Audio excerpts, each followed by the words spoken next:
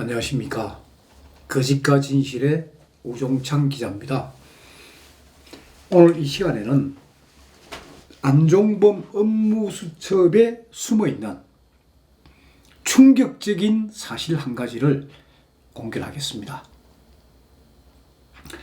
안종범은 2015년 7월 24일과 7월 25일 이틀 동안 있었던 박근혜 대통령과 7개 대기업 총수와의 단독 면담 내용을 39건짜리 원본 업무수첩에는 기록하지 않았습니다.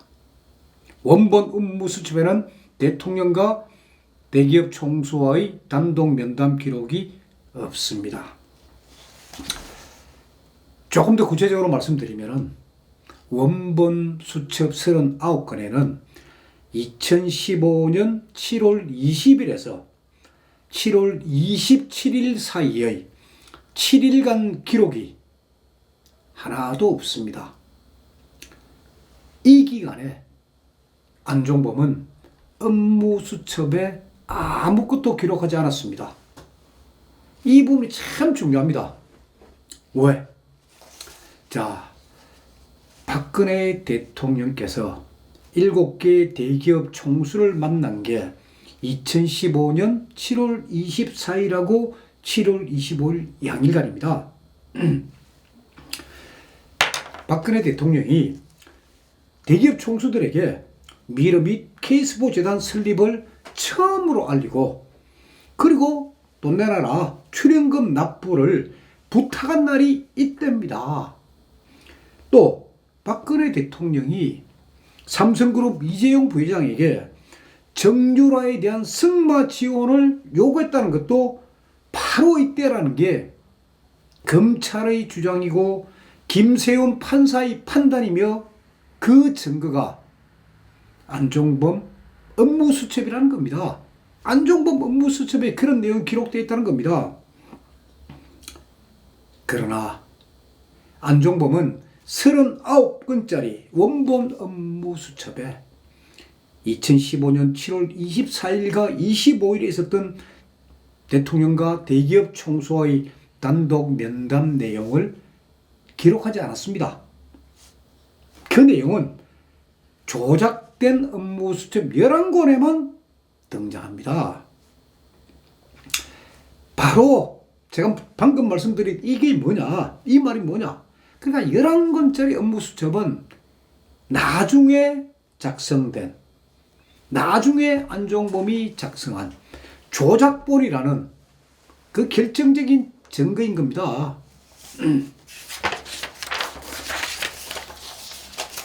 대통령과 대기업 총수와의 단독 면담 내용이 기록되어 있다는 11권짜리 업무수첩, 제가 그동안 노노히 말씀드리고 있지만은 대국민 기만 사건이 발생한 후, 즉 2016년 8월부터 11월 사이에 안종범이 대통령과 최수원에게 모든 책임을 떠넘기기 위해 조작해서 작성한 겁니다. 대통령과 재벌총수의 면담이 끝난 뒤에 대통령으로부터 지시받은 내용을 그 자리에서 받아 적었다는 안종범의 진술이 명백한 거짓말이란 그 예를 하나 제가 들어보겠습니다. 2015년 7월 24일자 안종범의 조작된 업무수첩에 보면은 제일기획 김재열, 승마, 영재센터 이런 단어들이 다 기록되어 있습니다. 김재열 제일기획 사장입니다. 그리고 이재용 삼성그룹 부회장 여동생 남편입니다. 2014년 7월 24일에 대통령은 현대자동차그룹 정몽구 회장하고 김용환 부회장, 그리고 CJ그룹 송경식 회장, SK이노베이션의 김창근 부회장을 만난 날입니다. 김재열 사장, 아니 대통령이 어떻게 제일기획 사장을 단독 면담합니까?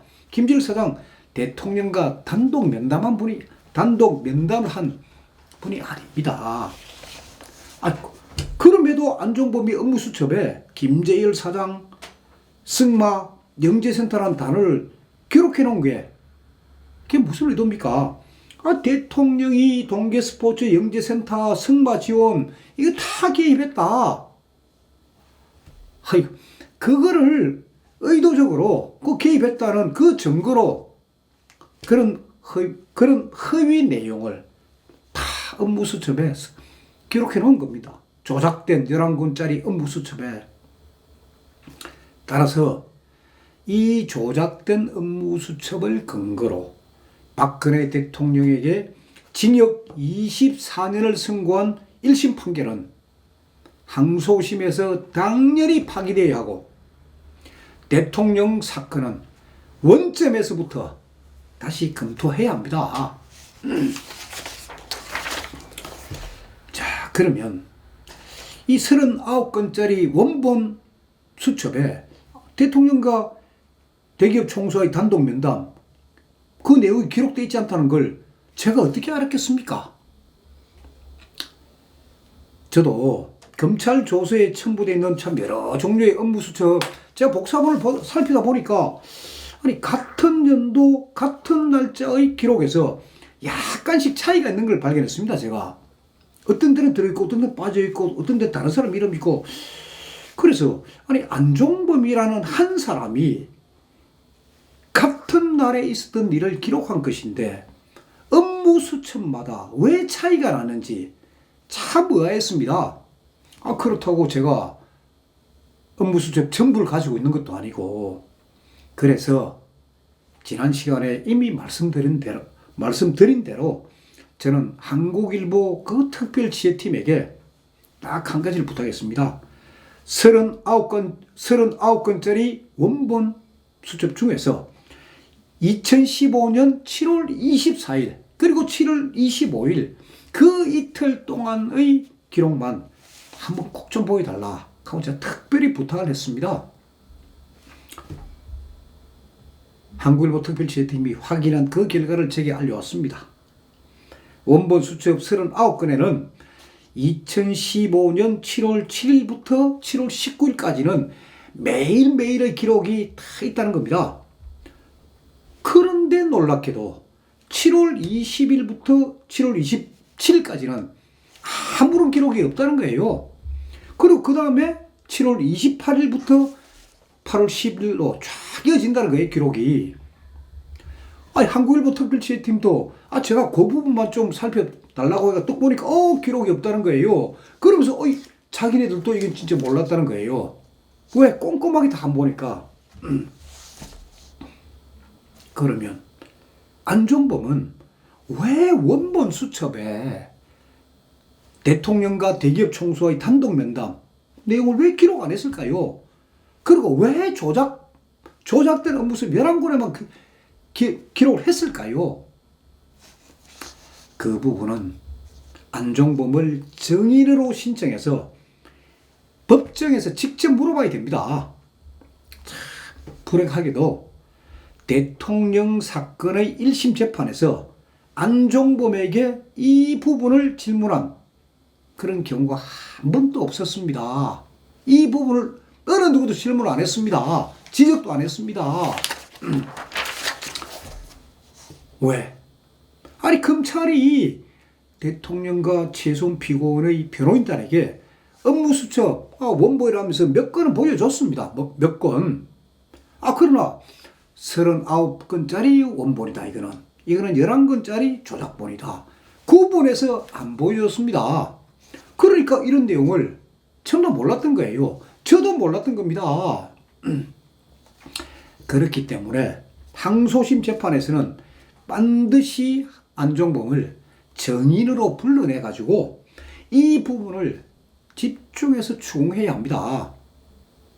최소한 피고인의 변호인 이경재 변호사께서는 안종범을 상대로 이 부분을 집중적으로 신문하겠다고 지금 단단히 벼르고 있습니다. 사실 이경재 변호사께서는 1심 재판 때 안종범 진술에 너무나 의혹이 많다. 이걸 감지하셨어요. 그때 이미. 그래서 안종범을 정인석에 앉혀가지고 신문한 적이 있습니다. 그러니까 법정에 보면 최소한 피고인, 안종범 피고인 둘 다 피고인석에 같이 앉아 있습니다. 왜? 동일한 사건이기 때문에 같은 피고인 신분이기 때문에 같이 착 앉아 있습니다. 그런데 한 피고인을 정인석에 앉혀가 신문한다? 이 변호사 사이에서 거의 사실 뭐 쉬운 일은 아닙니다. 또 잘못하면은 이 공범들 최선호 안종범 공범들 간의 어떤 뭐 갈등 형량 줄이기 위해서 저런 뭐 갈등을 벌이고 있다 이런 좋지 않은 싸움으로 비칠까봐 사실 이걸 처음 다 자제를 해왔는데, 그러나 그럼에도 불구하고 이영재 변호사가 안종범을 정인석으로 불러냈습니다. 그리고 질문을 했습니다. 제가 그 법정에 있었습니다. 안종범 완전 불쾌한 표정으로 그 정인석에 앉아가지고 제대로 답변 안 했습니다. 그냥. 앞으로 항소심 재판에서는 이 또 안종범이 어떤 태도를 사실 취할지는 저도 모릅니다. 그러나 사실관계를 바로잡을 마지막 기회가 항소심입니다. 그래서 대통령 국선 변호인단에서 이경재 변호사하고 의기투합해서 참 안종범을 상대로 그 부분 왜 원본 업무수첩 39건에는 2015년 7월 21일부터 7월 27일 사이에 기록이 없느냐? 기록 왜 없느냐? 대통령과 재벌 총수 그 만남을 왜 기록하지 않았느냐? 그걸 물어봐야 됩니다. 그만 물어보면 그게 제일 쉬운 방법이에요. 만약 이게 여의치 않다면은, 그러니까 안종범이 뭐 정인소환에 불응하겠다, 나는 몸도 아프고 하니까 뭐 법정에 나가지 않겠다든지, 아니면 또 출석을 했지만은 또 거짓말만 늘어놓기 시작한다면은, 그럼 대안이 뭐가 있느냐? 그게 대안이 뭐냐? 그게 검증입니다. 항소심 재판부에다가 업무수첩 전부에 대한 검증을 신청하는 겁니다. 검증. 검증이 뭐냐? 우리 그 살인사건의 현장 검증하는 거 있지 않습니까? 살인범이 살인사건 현장에서 이렇게 살을 했다는 그 현장 검증. 바로 그것처럼 재판부에서 딱 검찰이 명령하는 거예요. 39건짜리 원본, 11건짜리, 11건짜리 조작본, 그리고 7건짜리 복사본 다 법정에 제출해라.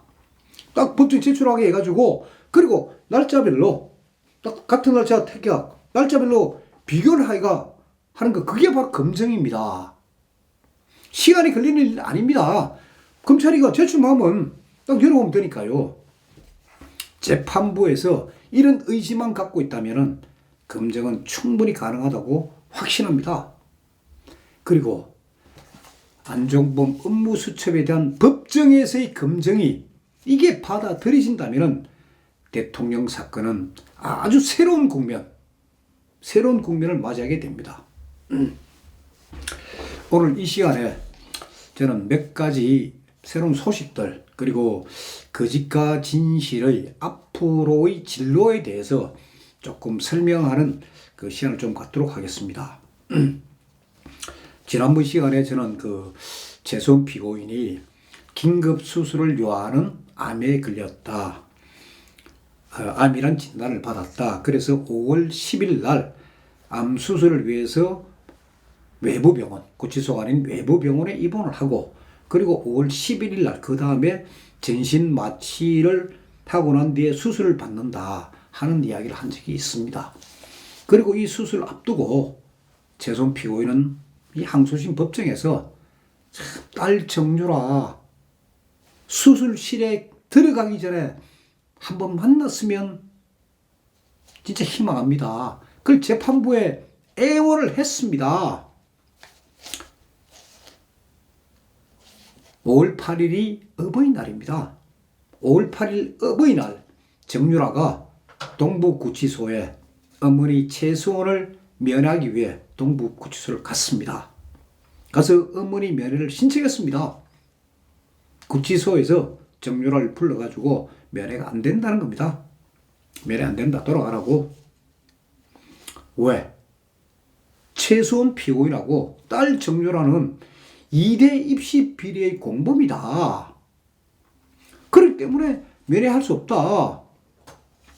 그래서 여여대 입시 비리 사건 이 상고심, 대법원 상고심 이게 5월 15일 날 선고예요. 5월 15일. 그러니까 5월 15일 지나서야 면회가 될지 안 될지 모르겠다. 그전에는 절대 면회가 안 된다. 자, 이래서 오늘은 5월 8일 날 어버이날 정유라가 면회를 하러 갔지만은 면회를 못하고 그냥 나왔습니다. 5월 15일 이후에 동부구치소 측이 자 최소한 피고인과 딸 정유라의 만남을 면회를 허용할 것인지 아니면 또 다른 이유를 붙여가지고 불할 것인지 한번 지켜보도록 하십시다. 두 번째로 제가 기쁜 소식 한 가지를 전해드리겠습니다. 최소한 피고인의 항소심 재판부가 5월 8일 날 이경재 변호사의 요청을 받아들여서 태블릿 PC를 감정했던 국립과학수사연구원 소속의 연구원 한 명을 정인으로 채택한다고 5월 8일 통보했습니다. 국가수의 연구원이 법정에 정인으로 옵니다. 그러면 그 연구원을 상대로 자 태블릿 PC 최소한이 사는 게 맞느냐 그리고 태블릿 PC에 대한 의문들 그걸 다 물어보면은 이제 진실이 좀 드러날 겁니다. 물론 아직도 재판부가 JTBC 손석희 사장이나 김필중 기자에 대해서는 이 정인 채택을 할 것인지 아닌지를 아직 결정은 안 했습니다. 그래서 일단 국가수 연구원에 대한 정인 신문 결과를 보고 또 어떻게 될지 그건 지켜보도록 하겠습니다. 어쨌든 항소심 재판부에서 국가수 연구원을 그래도 정인으로 받아주었다는 것은 상당히 좋은 조짐이라고 저는 생각합니다. 그리고 세 번째는 제 거짓과 진실에 대한 이 방송의 앞으로 진로에 대한 이야기를 제가 좀 드리겠습니다. 그동안 그 거짓과 진실은 대통령을 묻어버린 거짓의 산을 주제로 저하고 이진아 씨 둘이서 진행을 해왔습니다. 그러다 보니까 뭐 힘도 붙이고 이틀에 한 번씩 동영상을 올리고 오늘처럼 뭐 저 혼자 방송을 하는 뭐 이런 경우도 있습니다. 이렇게 하다 보니까 이제 시청자 여러분들께서 그 참 15분을 넘지 않은 시간에 아주 짧게 해서 자주 올려달라 하는 그 요청을 지금 많이 저한테 하고 있습니다. 그래서 저도 약간의 변화, 이번 주부터 약간의 변화를 제가 주려고 합니다. 일주일에 3번은 고정적으로 대통령을 묻어버린 거짓의 산, 이건 계속합니다. 이 방송 계속합니다. 그러나 그 틈새 시간, 일주일에 3번을 하니까 그 중간중간에 하루씩 빕니다. 그 틈새 시간에 우파 유튜브 중에서 지금 우파 유튜버가 굉장히 많습니다. 그 많은 유튜브 중에서 가짜 뉴스가 아닌 진실을 이야기하는 유튜브, 그런 유튜브만 선별해가지고, 그건 제가 선별합니다. 선별해가지고 그 내용을 소개해 드리려고 합니다. 거짓과 진실이 그 틈새 시간에 좋은 우파 유튜브 방송. 그래서 그 첫 번째로 이번 주 일요일부터 거짓과 진실은 토요일에 있었던 태극기 집회, 이 태극기 집회 동영상을 이 거짓과 진실 일요일 유튜브에서는 그 태극기 집회를 집중으로 소개합니다. 사실 그 태극기 집회를 소개하는 동영상은 상당히 많이 있습니다. 그 중에서 저는 배진 유튜브를 이 거짓과 진실에서 소개하려고 합니다. 이 배진 유튜브를 영어로 하면 BAIJIN 쓰는데, 이 배진 유튜브를 촬영하고 편집하고 운영하시는 분은 배진 씨입니다. 이름이 배진입니다. 이분은 언론계에서 사진기자로 활동한 분입니다. 저보다도 선배분입니다. 그렇기 때문에 사진기자로 활동하셨기 때문에 참 이 카메라 시각 아주 광활하고 아주 그리고 전체 지면을 아주 조화롭게 배치하는 화면 구성 이게 탁월합니다. 그래서 제가 일단 이번 일요일부터 태극기 집회 베이징 유튜브에서 보도하는 방영하는 그 태극기 집회를 저희 거짓과 진실에서 일단 방영을 합니다. 그리고 이 거짓과 진실 유튜브에 출연을 희망하시는 분들, 그러니까 이 박사학위라든지 변호사 하기로 그거 전혀 필요 없습니다. 전혀 필요 없고 어떤 분야든 그 선수면 됩니다. 그 분야에 아주 정통한 선수면 됩니다. 지금 대한민국이 워낙 지금 위기상황하다 보니까 일단 정치나 북한 문제 여기에 밝은 분이 있다면은 그분을 위해서 제가 이 거짓과 진실에서 그분을 위한 방송을 별도로 만들어 드리겠습니다.